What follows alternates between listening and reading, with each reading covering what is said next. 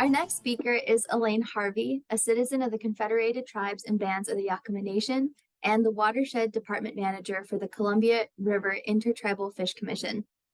Elaine dedicates her career to conserving and enhancing the first foods for the Yakama Nation during a time of warming climate conditions. Her work includes enhancing streams for all native aquatic resources in many streams, riparian corridors, and wetlands in the streams in the Rock Creek, Cookadit, White Salmon, and Yakima drainages. She also works with national forests to protect and enhance huckleberry habitats in the various huckleberry fields utilized by the Yakama Nation. Elaine works with her tribal departments to improve root gathering areas for tribal members on the Yakama Nation. She also is dedicated to sharing her traditional knowledge with the younger generations of the Yakama Nation. Thank you so much for joining us, and I will now pass the mic off to you, Elaine. Good morning. Let me try to share my screen.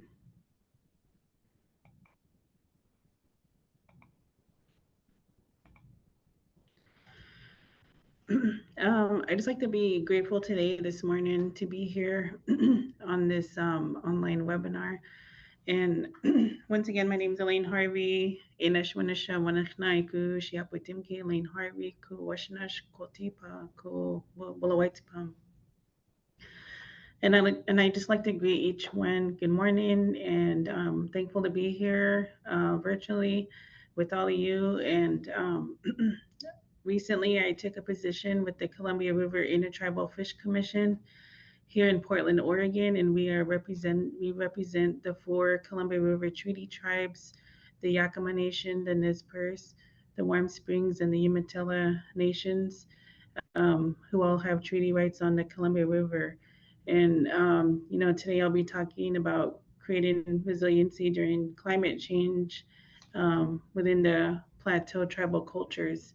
And the 4 treaty tribes, as mentioned here, we are considered plateau tribes in the Columbia Basin, and there are others who are neighbors who utilize the same resources that we do. And so that's what I'll be talking to you about today. And previous to this position I hold at the FIC organization, I worked for the Yakama Nation fisheries for the past 20 years in the Department of Natural Resources. So I wanted to explain what, to my understanding, what traditional ecological knowledge is, and also considered Indigenous knowledge. Really, it is knowledge passed down from our tribal elders and leaders through ceremonies, through legends, through stories, through actual practices out on the landscape. And many of our lessons learned come through coyote legends. In our language, we refer to the coyote as Spiliai. And across many tribal communities, the coyote is known to bring those lessons in regards to ecosystem processes, in regards to geography, and the coyote stories is really a basis of many of our legend stories within our tribes. Another form of TEK, I believe, is through our wildlife and through our vegetation. They bring signs. For example, in the spring, there's a certain bird that comes to us in our areas, and it will fly through above the rivers, and what it is bringing a message to us that the salmon are coming. And then there's these little yellow flowers, some called the coyote eyes flowers. And when those flowers come in the spring, that is a sign that our roots are coming about and ready to harvest. And tribal people, we retain that connection to the land. and to the resources and to the different changes in seasons. We're aware of wildlife and fish migrations, and and just kind of how we are as Native people. Sometimes I'm asked, how can traditional ecological knowledge be applied? Um, I believe it could be, and it is currently applied in some of our tribal management strategies within our forestry departments, um, where they utilize prescribed fire. It could be utilized. TEK could be used in rangeland management. It is already used in our fish and wildlife management, and currently in some habitat restoration that we do on the landscape, and also in climate change adaptation planning. So currently, the tribes already incorporate traditional ecological knowledge. And for the plateau tribes, I always refer to this diagram as our traditional calendar, which starts in the spring in February and March. And then that's when our first salmon returns, the first fish to our area. And then also the different routes that come about in the spring. And as the time goes by, this is the seasonal round where we continue to practice the way of gathering, the way of traveling to the different areas to gather these different foods.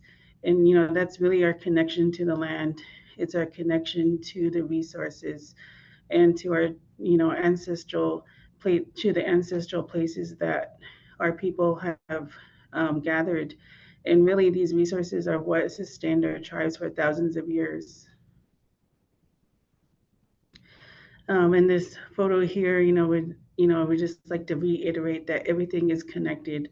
Um, Tribal people, our people, the Yakama and the Plateau tribes, within our culture and our religion, we understand that water, is required, and water, provides life for all. Um, in how all our different cultural resources, our traditional foods, and even our mountains, how everything's connected, as well as the wildlife. Um, and here's a photo of, I do many talks and presentations to groups to share this knowledge, because it's like it is not understood in the places that we live. Many people don't understand that we still go out and gather the foods. We still go out and gather the salmon, the different roots, the wildlife, and the berries, and the fibers that we use for basketry. All these are important to us, and so and once again, in this photo on the right, it's a reiteration that everything's connected through water. And into the plateau tribes, the natural resources are our cultural resources. There's really no division between our natural resources and cultural resources. In this photo here, we have elders teaching the children what's the proper routes to gather. And at this location here, it is one of our sacred sites called Pushpum in southern Washington. And at this time of climate change, our tribal people, since we are so close to nature and in, into our resources and gathering, and just being out on the landscape, we know that climate change has been happening.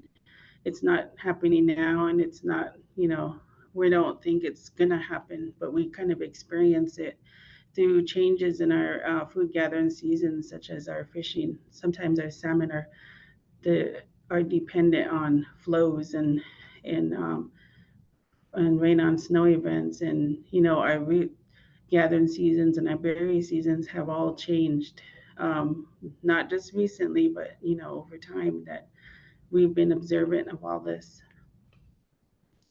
And in the Columbia River, we have many hydro system dams. In 2021, we had a salmon vigil in this place called Drano Lake, which is a little white salmon river, and where the sockeye salmon, had many miles to travel up north to the Wenatchee to Osoyoos Lake, Canada, and up into Idaho and different tributaries. But in 2021, we had a heat wave in the Columbia where the river was getting way too warm. And many of the fish were trying to come into this cold water refuge area to for refuge for cold water, and many of them just start dying. So we plateau tribes and the Columbia River Keeper got together to bring awareness, that this is happening, and we need to do something for our children. We need to, focus on opportunities to assist our fish, important resources. And what steps are we taking towards climate resiliency? Because we really are dependent upon the wildlife, the fish, and the many different plant resources. Many of the tribes in the Northwest and probably throughout the United States are working on their climate adaptation plans. And as I worked with the Yakama Nation, I was able to assist with the Yakama Nation's climate adaptation plan for the territories of the tribe. And, within this plan, we really look at the natural resources, the cultural resources, but also at infrastructure, at tribal housing, roads, and other, looking at into the future of what we expect to be, to hinder our tribe and our food gathering and our just basic living on the land. And so, I was able to work on this, and I know the other plateau tribes here in the Northwest, are working on their plans, and we're working on the next phase of what can we do to implement strategies to have a resilient landscape. One example that we are promoting is beaver. In our language, we refer to him as wish push, and we are encouraging that we bring beaver back to the landscape. We want beaver on the landscape because they're natural to the landscape, but in the U.S. history, in the Northwest history, they were almost eradicated in our area. So we work with different federal, state agencies. We work with other NGOs to talk about, let's do this, and we are doing it. We are encouraging beaver to come back to the landscape, and what they do is important, and that's retaining water in our watersheds, because with climate change, we're going to need more of this type of water storage, so that because our stream systems are going to turn more flashy with less snow. And if we do have snow, even now we have a rain on snow event, the spring flows just flush that water out and it's gone. And then what we really need is like the beaver to retain water in the system so that it could kind of trickle water out throughout the season, so our creeks wouldn't be turning dry. And I work with the U.S. Forest Service on creating resiliency in our huckleberry harvesting areas, which most of it is in the national forest. And we have some on reservation, but we are looking at how can we, what can we do to restore huckleberry back on the landscape, because currently with no fire on the landscape for at least 100 years. There's the alpine trees and the fir trees are taking over the huckleberry fields, and so with myself and others, we're continuing to work with the Forest Service. We are conducting restoration projects in and doing it at utilizing different scenarios where we're tree thinning. We also brought fire back to some of the huckleberry frills, and we're seeing the positive result of that. And really, tribes, we all have vested interests in our ancestral lands and resources because it's for all our future generations. And I believe that to be true with our ancestors who signed the treaty, who didn't understand English, read or write English, and they understood the importance of our first fruits, of the lands that we gather the food from, of the water. So, I'm real grateful today, for our ancestors who who had limited, um, English understanding, but they did reserve so much for us at that time. And today, we're able to be out there and gathering these foods and taking care of them. But what my concern is with climate change and what's in the future. And I have some time, I believe, and I wanted to talk about the green energy movement that's happening throughout the United States, but there's a lot happening here in Washington and Oregon with climate change, and there's a movement for many different types of energy projects, but many of them are in the areas that are really important to the tribes. Now on this map, there's 37 dots of the yellow, which are solar projects. These projects are in the Yakama ceded lands, and many of them are in areas where we gather our first foods. And they're all proposed at the same time. So the Yakama Nation is like dealing with all these projects. As you can see, all these here is like the Yakama ceded territories. So there's many projects that are proposed, and some of them are currently under construction. But this is a big impact to the landscape, and this is just solar, and it's not including like wind and other projects. But just an example that the tribes really need to be involved in the siting of these types of projects. This map is just a map of showing shrub steppe habitat in an overlay of the projects.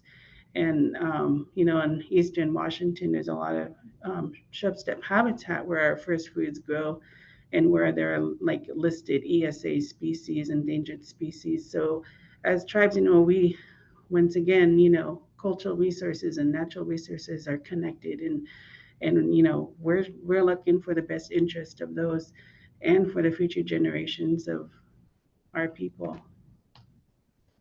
Here's an article that was written in the High Country News recently, how renewable energy industrial projects threaten sacred sites and, important areas for gathering foods.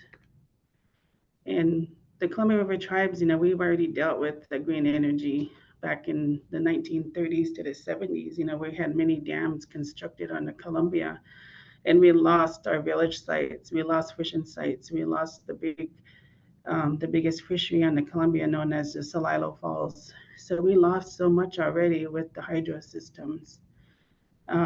This is my traditional band. I'm from the CommUNITY band of the Yakama, and this is our longhouse. But then in the 90s came the wind farms. So there's another source of renewable energy that, has had an impact on our way of life and our food gathering. And now we're in this era where we're dealing with the proposed water pump storage on our sacred site, which is right here. It's called Juniper Point Putalish, or Pushpum in the Yakama dialects. And we're currently in opposition of this project because it would totally desecrate our sacred site here, which would be a 30-foot diameter tunnel, and then 2 lakes up on top, taking a bunch of water out, millions of gallons from the Columbia. And then this whole area is our village site on my paternal side. It's called the Willowitspum Village. And, there's many archaeological impacts. This project will probably proceed, but, we're trying our best to bring out our concerns. And this map is just more water pump storage projects in the the area. So here's the Goldendale one I just talked about. And then there's one up here at Badger Mountain, which is another Yakima sacred area. So, they're just like, so all these projects are really, really hammering our area. And then this is where my band is from here in our neighboring band of the Yakima Nation. And here's a big solar project planned here. And they didn't really talk to our neighboring band, the Pawinput, about this project, but yet they're already under construction. And this is just what solar projects do. They take away the natural habitat, which is short step, or and it takes thousands of years for that type of habitat to return. And in this slide, this is a camas patch that I'm trying to protect. It's our camas patch. Here's camas right here on the bottom right. Our family's been gathering here forever. I've been coming here as a child. All my grandmothers came here, and this is a proposed area for a solar project. And they neglected, to contact and get the tribal perspective. And they're planning to proceed with building solar over many of our root fields. This is just an example of one of them. I do hold signs. I would like some type of regulation over the renewable energy projects because they're moving so fast. They're not really taking our concerns into consideration. And, I believe in time with climate change, with everything happening, that indigenous knowledges are not a backup plan anymore, and they should be the plan. So I don't know if we have time for questions or. Yes, we do. Thank you so much, Elaine. We actually have a couple questions. If you have questions as well, feel free to put that in the Q&A or in the chat box. Our first question is, you've given us a lot of examples of current environmental issues faced by the tribes. What is the most pressing environmental issue the tribes are facing at this moment, and what can outside groups do to assist? I think with this green energy movement, that not just the Yakima Nation, we're dealing with with impacts to our sacred sites, to our food gathering areas, but down in the south, the southern tribes like in the Paiute, the McDermott, and the other tribes down there, they're fighting against mining because with all this green energy, you need lithium. So in Nevada and other areas, they're fighting against lithium mines. And then in Arizona, I believe they're fighting against copper. But you need all these different minerals for the green energy. And then I believe in Nevada, they've lost 1 or 2 court cases to their cause, and it's kind of happening throughout. And in I believe Earth Justice and the Columbia River Keeper, there's some environmental legal organizations that are supporting the tribe and really getting involved in, if that a tribe is trying to fight a project, submit comment letters is really important to have that documentation when they have an EIS or a DEIS or EIS environmental impact statement. When those are out for public comment, that's good to put your comment in there to support the cause of the tribes, or just sign petitions of these environmental nonprofit organizations such as the Columbia River Keeper or Earth Justice.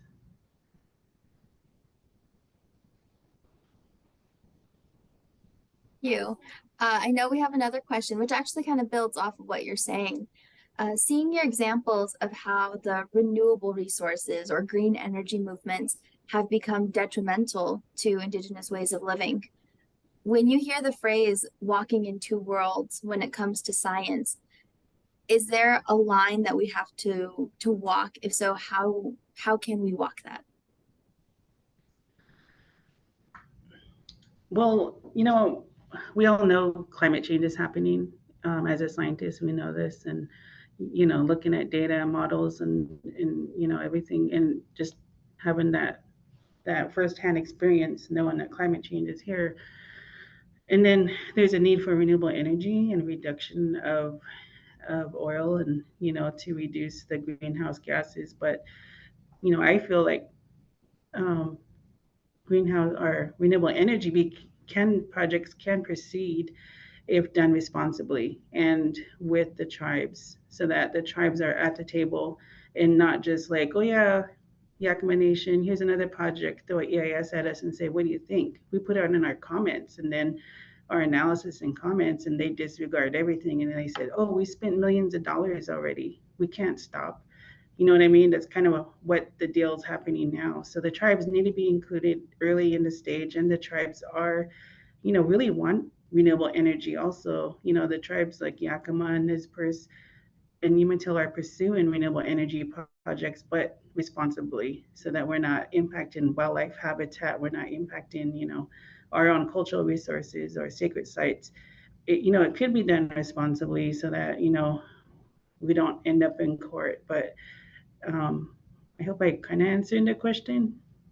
Yes, you did. And I really Okay. enjoyed that working alongside the tribes, taking those comments in consideration from the very beginning for consistency. And not only just that, but prolonging that, because I know your organization works a lot with youth.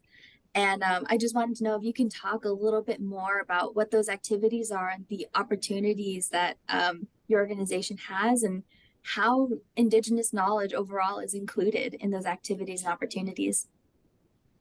So here at the Columbia River Intertribal Fish Commission, we have a summer camp called Salmon Camp, where we get youth from the four tribes, at least, looking at 20 from each tribe, send them to the camp, which is, rotated between the tribes. It's a summer camp. And I was able to attend this year. I just started working, so I was able to attend in person, and I found it um, I found it to be a really useful, and they brought in so many tribal elders and tribal leaders and tribal food gatherers and preparers, and it was, so, really uh, wonderful experience. Even they brought in law enforcement, because we have tribal law enforcement, and we need tribal people in our own law enforcement. But it was really good because it brought in the TEK aspect.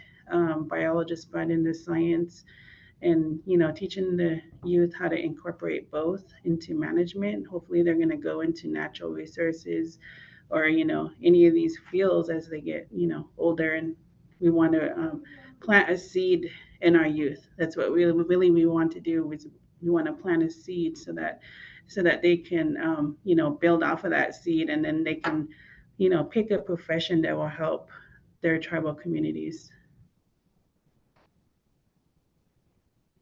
Awesome. Thank you so much. We did drop a link to the River Intertribal Fish Commission into the chat, so feel free to learn more about what they're doing. Thank you so much, Elaine. Do you have any final thoughts? I know I talked about energy quite a bit, but the Columbia River Intertribal Fish Commission, if you go to the website, we have an energy vision plan, and that's just talking about the tribes support energy, but take all these into consideration. So it's a really good plan that you might want to check out. Wonderful. Thank you so much.